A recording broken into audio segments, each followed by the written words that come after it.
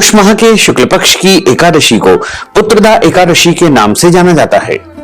इस बार पुत्रदा एकादशी तिथि का आरंभ 30 दिसंबर 2025 मंगलवार की सुबह 7:52 से हो जाएगा, जो कि 31 दिसंबर 2025 बुधवार की सुबह 5:01 पर एकादशी तिथि समाप्त हो जाएगी।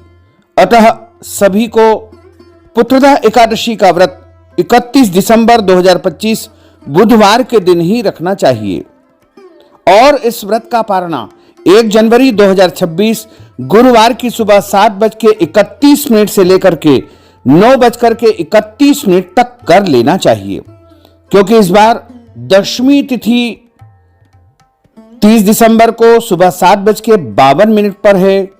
इसलिए दशमी युक्त एकादशी का व्रत कभी भी नहीं करना चाहिए। हमेशा शुद्ध हरिवासर एकादशी का व्रत ही रखना चाहिए। तो यदि आप शुद्ध हरिवासर एकादशी व्रत का पालन करना चाहते हैं या व्रत को रखना चाहते हैं, तो आपको केवल और केवल 31 दिसंबर 2025 बुधवार के दिन ही एकादशी व्रत को रखना चाहिए और 1 जनवरी 2026 गुरुवार के दिन एकादशी व्रत का पारणा कर लेना चाहिए। तो दशमी तिथि के सभी नियमों का पालन आपको 30 दिसंबर को करना है तथा एकादशी का व्रत 31 दिसंबर को करना है और व्रत का पारणा 1 जनवरी 2026 को करना चाहिए। यदि अगले दिन कोई और व्रत हो, जैसे प्रदोष का व्रत या गुरुवार का व्रत या अन्य कोई भी व्रत हो, तो आप व्रत का पारणा फल, जल या फलाहारी वस्तु से कर सकते हैं।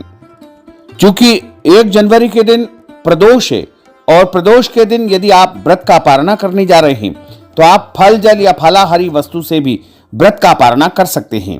शास्त्रों में बताया गया है कि दशमी युक्त एकादशी यदि है और अगले दिन एकादशी बिल्कुल भी नहीं है, सूर्योदय के पहले ही समाप्त हो जाएगी, तो द्वादशी के दिन ही आपको एकादशी का व्रत रखना चाहिए। ऐसा मत शास्त्रों का है और ऐसी एकादशी शुद्ध एकादशी मानी गई है।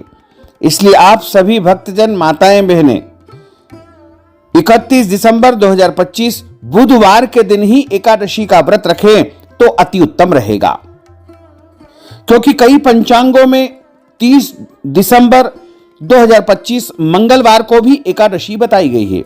इसलिए आप हमारे मत को मानते हैं, वैष्णव मत को यदि मानते हैं, तो आपको 31 दिसंबर 2025 बुधवार के दिन ही एकादशी का व्रत रखना चाहिए।